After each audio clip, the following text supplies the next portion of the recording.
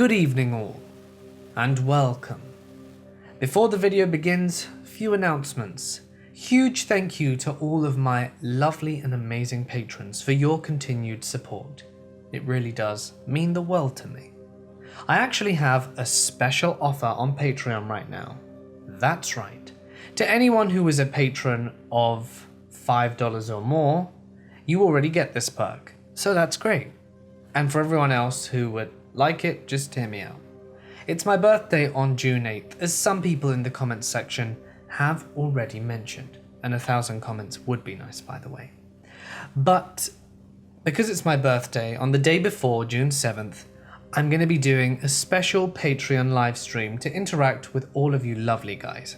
Now, usually it is only for the 15 and up tier that we have these little interactive talks, but I've decided to open it up for anyone who, within this time, becomes a $5 patron. So if that interests you, and there's other perks that you can have too, you just need to check the page. If you'd like to do that, if you'd like to join into that special stream, feel free to check it out, but no obligation whatsoever. Without further ado though, it is time to get comfortable and let the darkness take control. I lived on this huge old house between the ages of 9 and 13. It was just me and my dad most of the time. A lot of stuff happened in this house, but one of the worst was when I was about 10. I was always too scared to sleep upstairs because it had always freaked me out and it was pretty loud up there. But one time, my dad finally made me sleep in my room on the 3rd story. I was absolutely terrified, so I decided to read a book until I was sleepy enough to pass out. So I'm sitting there with my lamp on reading a book, and out of the corner of my eye I see this huge tarantula crawling up my bedsheets, so I freak out and threw my blankets off. After shaking them around a bit, I couldn't find anything. So I assumed I'd imagined it, and I lay back on the bed again to read. I was getting a bit sleepy when I saw some slight movement out of the corner of my eye, and I looked up from my book to see a young girl in a white nightdress standing at my door, watching me. I was kind of paralyzed with fear and didn't know what to do, and I thought I'd just cover my face with the book. And then, when I looked again, she was gone. After that, it was a year or so before I slept in my room upstairs again. But when I did, I started noticing more and more things. There was a balcony with a locked door, which also had one of those latches that you had to turn and then slide across. It was super old and rusty, and my dad could barely get it open sometimes.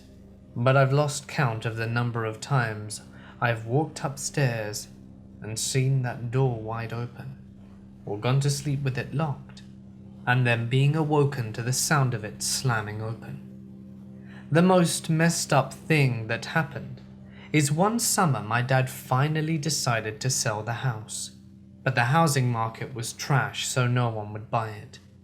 And we kept having to have open houses where people would come over and the realtor would show them round. We used to go to our neighbor's house across the road and wait for them to finish.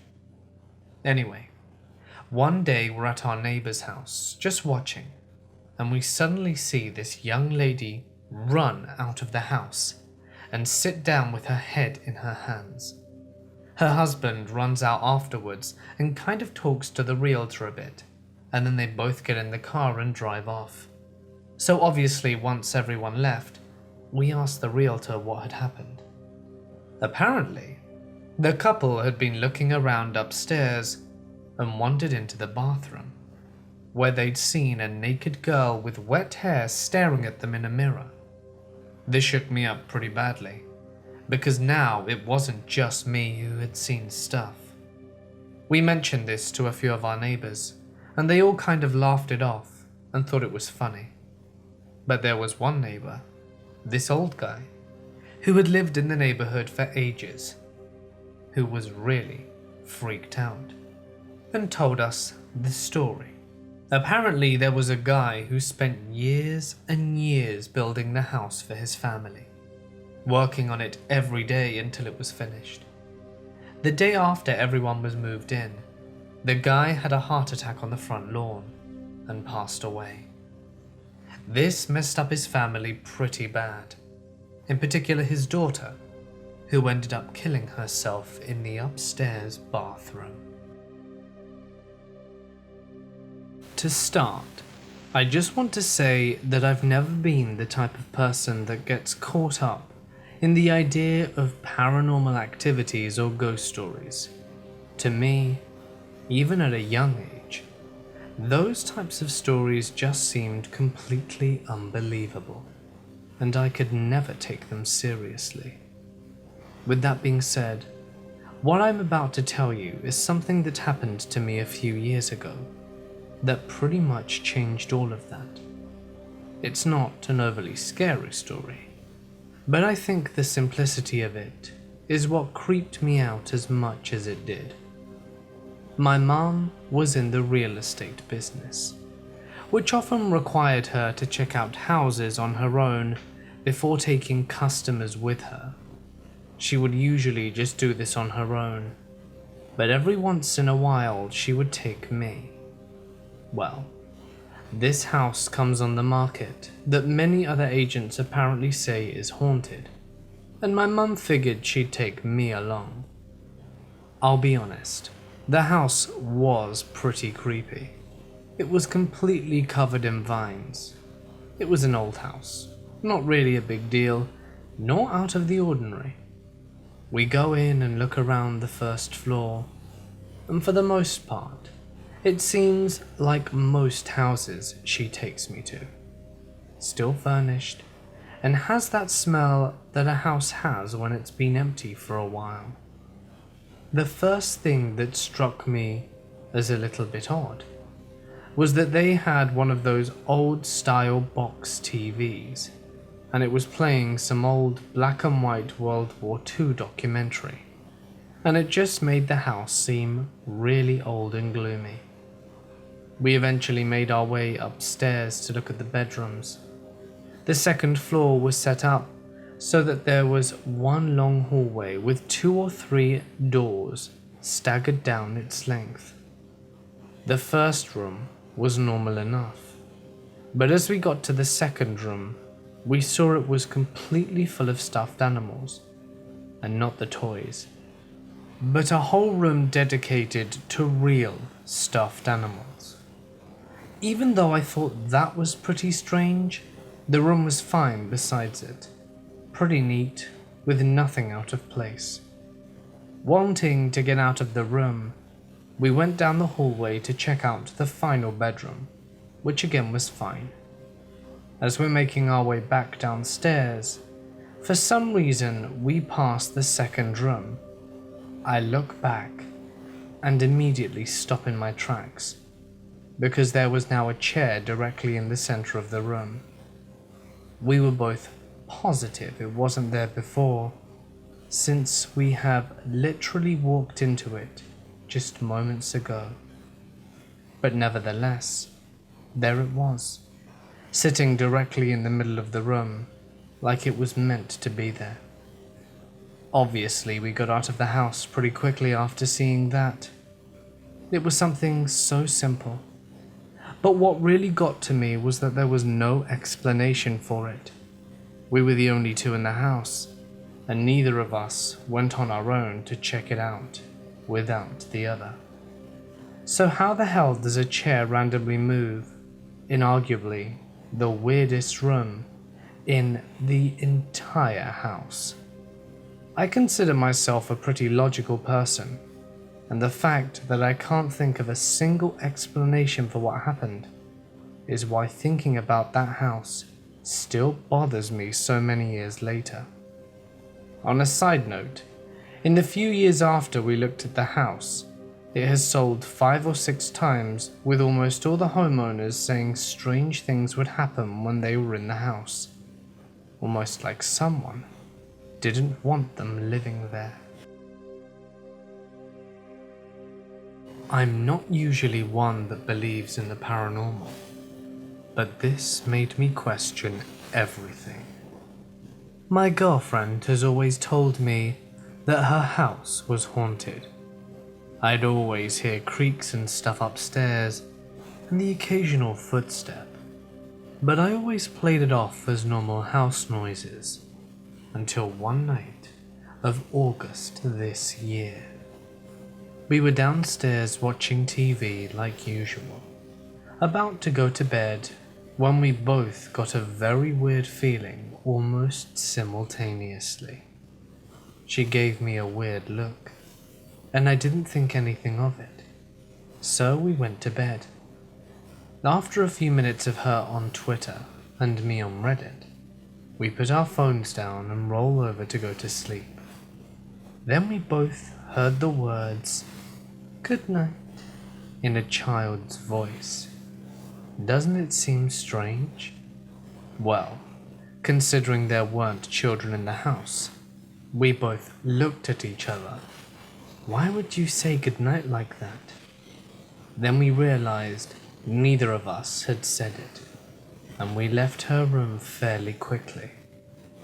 We went downstairs to lay on the couch and watch a little TV and come to our senses and try to figure out where those words might have come from. Then, we both got that feeling like someone was watching us. Not like, oh, that dude over there's been staring at me, but a something will not take their eyes off me no matter what I do kind of feeling.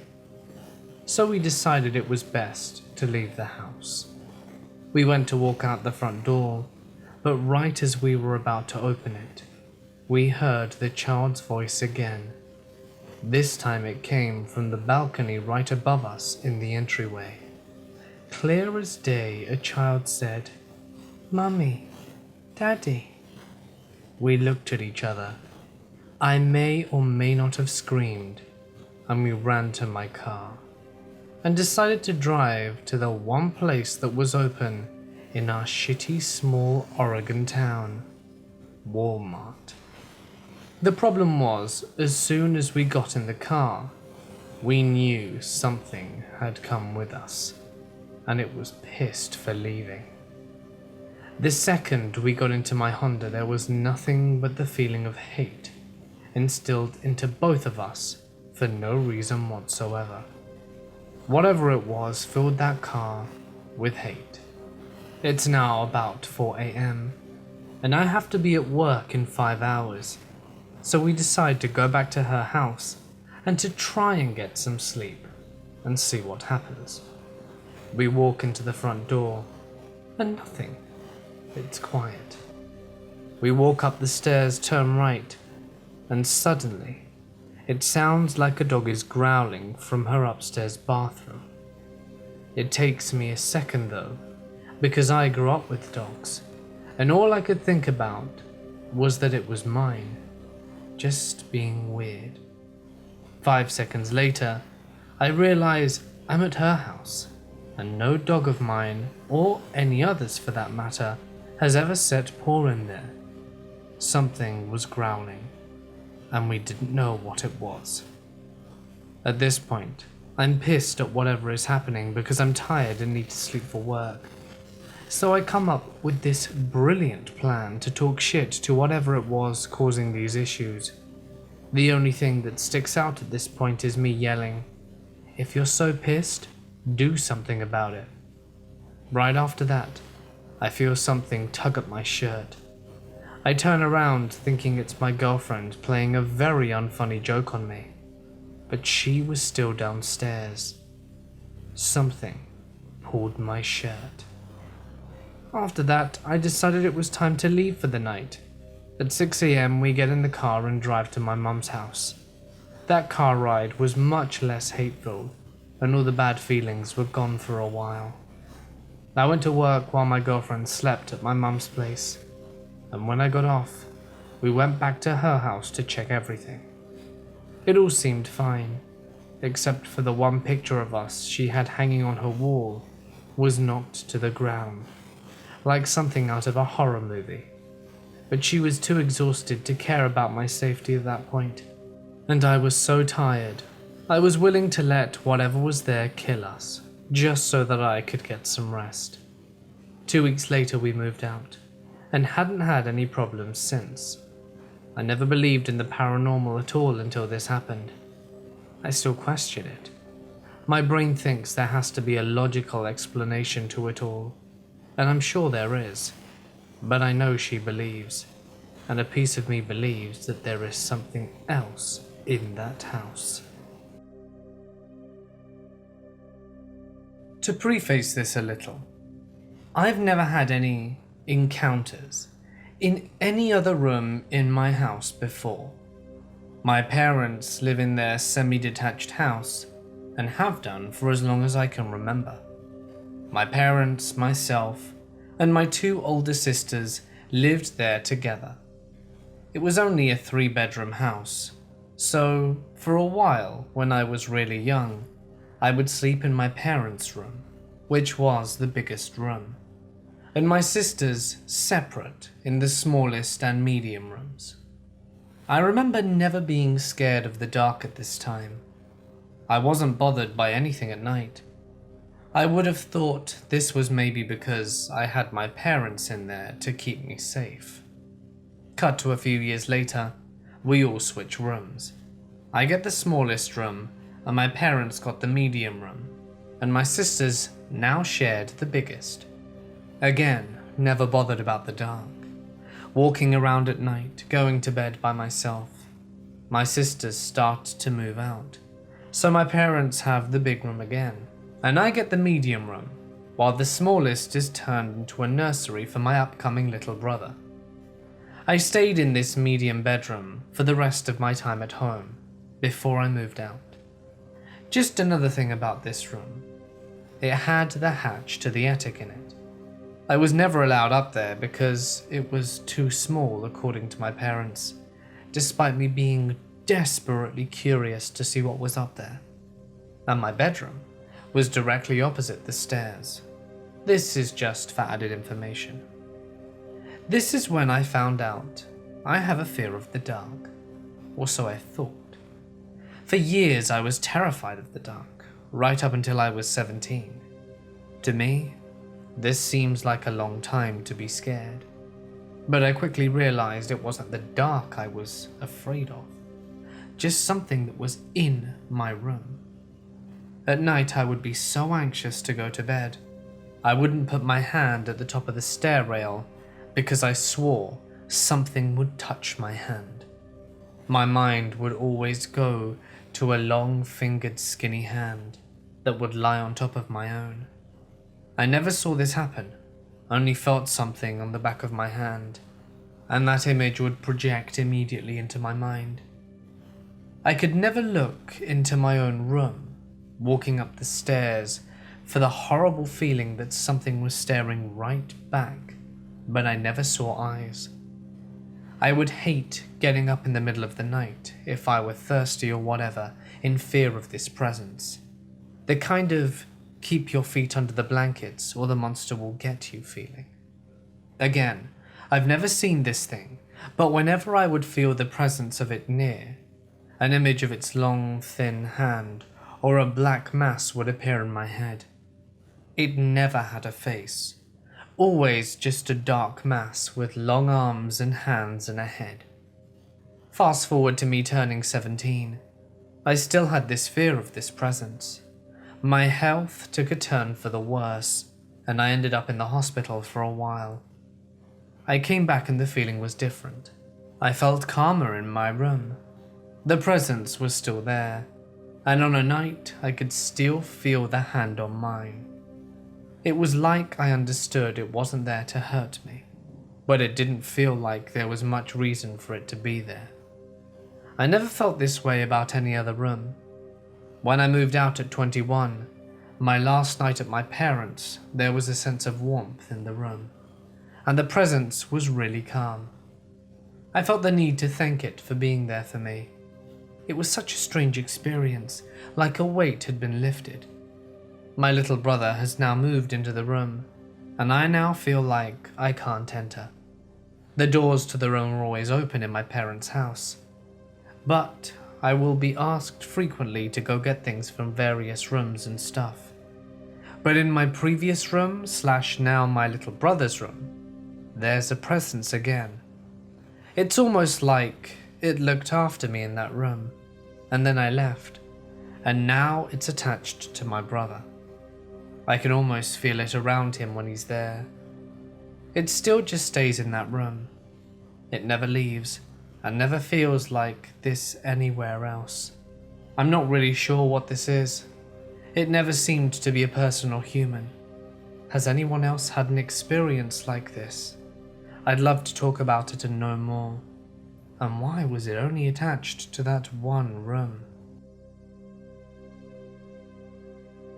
When I was 15 or 16, my parents moved into a very old farmhouse. There was a family graveyard, not in the backyard, but close enough that I could see it out my bedroom window. It was on the land behind the house, fenced in. The graveyard was so close to our home, it freaked me out. The house itself had 3 bedrooms. I had 2 other siblings at the time, my brother and my sister. My parents kept the room downstairs. There was also an office room that my parents kept a piano in. A living room, dining room, kitchen, long hallway to the bathroom, a back porch, some room where we kept our washer and dryer, and then the upstairs was mine and my siblings' room. I call mine a room, but it was just the open space at the top of the stairs. My siblings had to walk through there to get to their rooms. Off of mine and my brother's rooms was an unfinished kind of like attic room, but it was narrow, like you have to bend over to stand in it, and there was 1 light bulb in it and lots of stuff left behind in that area. An old lamp, a mirror, that kind of stuff. There was a door to this area in my room and my brother's. It creeped me out so much. I put my TV stand in front of the door blocking it. Then in my sister's room was a long, narrow, unfinished closet too. That was very cold and dark. It had 1 light bulb as well, but the light didn't work well surrounded by clothing. You see, it had a low ceiling, so you had to duck down if you wanted to go inside, and in order to get to the back, you had to crawl back a ways. Maybe it was because it was unfinished that it gave us the creeps, but my mum put my sister's dollhouse at the end of the closet, and we couldn't bring ourselves to play in there. The first day we moved in, my mum said she saw a man, and he looked angry, walking around the back side of the house. She tried to follow him and ask him what he was doing, but he disappeared going towards the graveyard. As we lived there, things only got weirder. I started wanting to walk out in the field behind our house, closer to the graveyard, and then even weirder, I actually went into the graveyard. Then I got comfortable enough to go and sit in there and read books. When I think about it now, I'm like, what in the world was I thinking? That was creepy. In this graveyard were the graves of babies, adults, and children, and people of all ages. Most I couldn't read, they were so old. But the last name of the family was Suffin, and we called the house Suffin House. I think there were multiple spirits that haunted the house with many personalities. Some seemed kind and harmless. Others seemed angry and mean. My grandma was the first to hear babies crying. She followed the sound all over the house, and it stopped when she reached the bathroom. Sometimes my siblings and I would hear someone call our names. We figured it was our parents, and we would go and ask them why they called us. only to be told that they hadn't said a word. On other occasions, the light in the long hallway would come on by itself. It all seemed harmless, but then my dad said that he would go into a sleep paralysis state, and he said he would feel the sides of his bed bending with the weight of someone sitting on it. He could feel someone lean into his ear and feel their breath whisper names into it. He said it was a woman's voice the first time it happened, and she whispered Hal, which was the name of my mother's stepdad. He didn't think anything of it, but the next day we were told that Hal had passed away. The second name she told him was Sandra. She was a great aunt, and the same thing happened. She passed away the next day from a heart attack. He then started freaking out and wanting to move. He did tell this entity he didn't want to know this, and to please stop telling him. He said he felt like he was going crazy. He said it scared him so much, he was scared to tell anyone. Soon after that, we moved, and I remember the night before we moved out, it sounded like my parents were in the kitchen slamming cabinets. All my siblings heard it, and we all thought my parents were washing dishes or packing. But the next morning we asked what they'd been doing so loud the night before, and they said that it wasn't them, that they'd heard it as well, and gotten up to check, but there was nothing. There was many other small things that happened. All my siblings have their own stories about the house, but that's all stuff that I remember, and that has scared me. I had a lot of weird paranormal stuff happen to me when I was growing up. When I was little, I lived in a 3-bedroom, 1-story house. Main area included kitchen and a living room with no type of partition between. Just wide open space for any area that wasn't going to a bedroom. As a kid, I used to stay up in the living room and watch cartoons or whatever.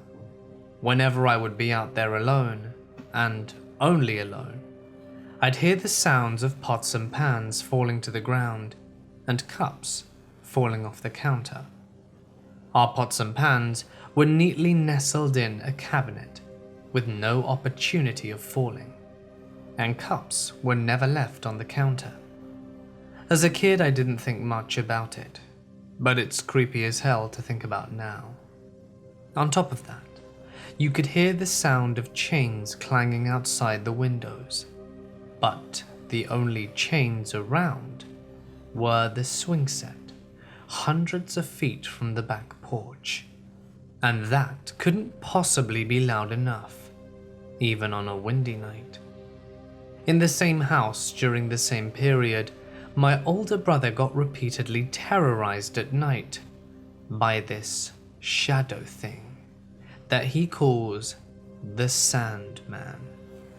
Basically, if the blinds were open in such a way that the porch light casts light into our room at night, he'd see this tall, gangly man in a nightcap creeping across the room in the cartoonish, high-kneed tiptoe.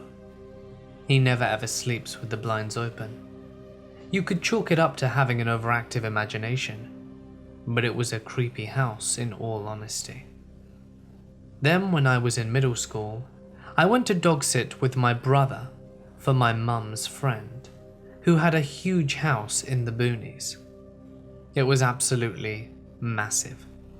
But when she gave us a quick tour of the house and where to find the dog food and stuff, she refused to show us the upstairs portion and strictly said that we were under no circumstances allowed upstairs. Whatever, we didn't really care. A few nights into our stay, my sister and her friend came over. Since we had a massive property to do outdoor stuff with, we decided to play manhunt when it got dark. My brother drew the short straw and had to search for us. This property had a ridiculously long driveway, so we decided we could just walk to the end and lay down to hide. It worked pretty well, and we could see the whole front part of the property, including my brother running around searching for us. All of a sudden, all of the lights on the second floor of the house flicked on. We immediately decided to call it quits and just huddled together in the living room for the night, feeling creeped out. That night, the dog we were watching went into the foyer as we tried to sleep and just started howling up the stairs. There was a brief period of time where me and my younger sister shared a room with bunk beds. This isn't overly important, though it does kind of come into play later. I'd say it was about 11 p.m, and we were just on our phones and stuff on social media, YouTube and everything, and I always thought my house was haunted. I've had quite a few experiences in it, you see, but this pretty much confirmed it. So we were lying there, and all of a sudden, we heard really loud static. It sounded like a record/vinyl player that's not playing correctly. Really weird and distorted almost. Now my dad does have a record player, but it's not been used in years, and is under a pile of books and clothes. It's also in his room, which is at the other end of the upstairs hallway, and this static sound seemed to be coming from the room that we were in. It was that loud. This is the part that seems fake, and I totally understand if you think it is. We heard a really deep, guttural male laugh that also seemed to be coming from within the room. We were the only two people there. Again, a possible explanation could be that my dad was laughing. However, he was downstairs at this point, as both my parents like movies, and most nights will watch one and go to bed relatively late. And this laugh was much deeper than I've ever known his to be. It creeped me out. Safe to say I didn't sleep that night. Also, this may have nothing to do with that, but I'll mention it anyway. Since this incident, me and my sister's memories of it have changed, but only minorly. Such as I remember being on the top bunk and her being on the bottom, whereas she swears she was at the top and I was at the bottom. This was about 2 years ago now, and obviously forgetting is easy as hell, but it weirds me out big time. My sister more or less now leaves that room, even if I bring it up. Given that I moved into my own room shortly after this happened, and the room it happened in is now her own. My grandma's house has always been a little strange. It's one of those buildings where, although it appears homely and a nice place, there's just something really wrong as soon as you step in. It's kind of like feeling, well, it's difficult to explain. Maybe kind of like the atmosphere is thick and heavy. Anyway, my grandma has lived in this house for a long time, and her mother lived in the house before that. So my grandma was actually born in the house and still lives there, but even she sometimes gets scared. My family, including myself, have all experienced something. I'll start off with my dad's experiences, since he lived there. His room was really small and had no windows and was right within the middle of the house. While he lived there, he used to have a recurring nightmare about this man standing in the dark waiting for him. Then one night, he woke up and the man was actually there. He didn't dare move and just pretended to sleep so that he would have no idea if or when it disappeared. He had various other experiences too, but that was the most significant. My experience I had when I was sat in one of her 2 living rooms with everyone who was at the house. I'm not really into speaking with a lot of people, so I just kind of sat letting my gaze wander off. Then I saw the shadow of someone in the other room, and I thought there was someone there, so I called out to them, but it moved away, and when I looked there was no one there. I have to admit that that one is very easily explained due to how many ornaments and figures my grandma has that could have caused a trick of the light. The next one is much scarier. To get to the bathroom in my grandma's house, you have to walk through one living room, through the kitchen, which is set out like a big corridor, and through a hallway which has a door to the basement stairs. Note, this is always kept locked, and then you reach the bathroom doors.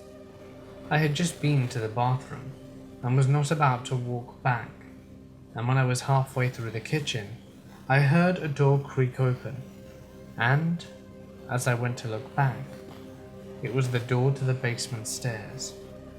Now this door is always kept locked, so you can imagine how surprised I was to see a heavy wooden door that had previously been locked swing open. There was no wind or anything, and all the windows were closed, and even if it was open, it was really old and a heavy door, and took a hell of a lot of force to open.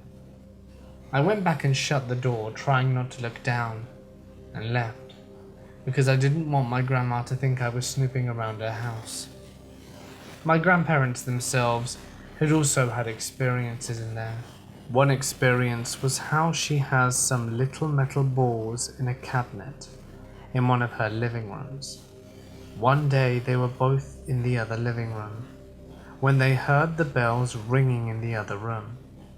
They went through thinking that a family member had arrived and was just joking with them or something, but there was nobody there, and the bells were out of the cabinet and on the table. I strongly believe that these are experiences linked with one thing, a Ouija board. When my grandma was younger and lived, like I said, in the same house, she was playing with a Ouija board, and her 6 sisters were too, in the basement. This is as much of the story as I could actually get out of her, because she told us all that she was too scared to tell us the rest, and refused to say. I strongly believe that whatever happened was so bad and so scary that I'll never find out, and perhaps I don't want to. My dad grew up in a house that had some very weird things happening to him and other members of his family back in the late 70s and early 80s. One day, my dad came home from school and said that someone came running up the basement stairs and pounded on the door. He was the only one home that day, so he ran outside and waited for my grandparents to come home. On another occasion, my dad came home and went into the living room to turn on the TV. Once again, home alone. When he went to turn it on, he saw the reflection of a man standing back behind him. When he turned around, no one was there. He said that sometimes his dog would start growling at his bedroom door, off and on, as if someone was standing outside of it. My aunt had a strange experience once with a boyfriend at the time. One day they came home and went to go inside, when they saw a woman that they figured was my grandmother in the front window of the house. As they approached, she walked away. So they waited at the front door for a few minutes, thinking she was about to let them in. When no one came, she let herself in. My grandmother was in the kitchen, and that's when she realized the woman was wearing red, and my grandmother was not. One morning, a freshly made cup of coffee was sitting on the kitchen counter for my grandfather. No one knew how it was made, and my grandmother swears up and down that she never made it. Cabinets would open and shut, toilets would flush. Dad said a figure would stand in his doorway at times. Thinking it was Grandpa, he would say, "Dad?" to which the figure would just walk away. There were so many weird things that happened in that house. My ex-girlfriend, who was also now my baby mama, and myself were desperately looking for a place to live. This was before she got pregnant. We came across a for rent sign. I called the number, left a message, and an elderly lady called me back. We went to the lady's home and it was a duplex. The house attached to hers being the one she was renting. She did no background checks or anything and immediately accepted us. I called my cousin to have the second room as it was a 2-bedroom, and we moved in a week before him. Day 1. I went to work and she wasn't responding to me all night, so I returned home to find her doing her makeup and saying all of the charger ports are broken in this place and that she can't charge her phone. She mentions that she thinks the place is haunted, and I laugh at her in disbelief. Day 2. She went to work, and I had major sleep paralysis and watched my door partially close itself. I went to sleep and woke up to it being completely closed. I believe her at this point, but we had already moved in, and I warned my cousin, who laughed at us. It took him about a week to come and say, "I believe you, but I'm not scared." We eventually stopped being bothered by the supposed ghost, but any time I mentioned to a friend spending the night, they'd laugh in disbelief, and the ghost would do something, like knock something over in the middle of the night, just to prove itself, and they would become believers. One night, we were all drinking in the living room and kept hearing, "That was easy," in the kitchen, randomly, for about an hour every 10 minutes. We discovered that a "that was easy" button was under the oven that never went off until that particular night. This was about a year after living there.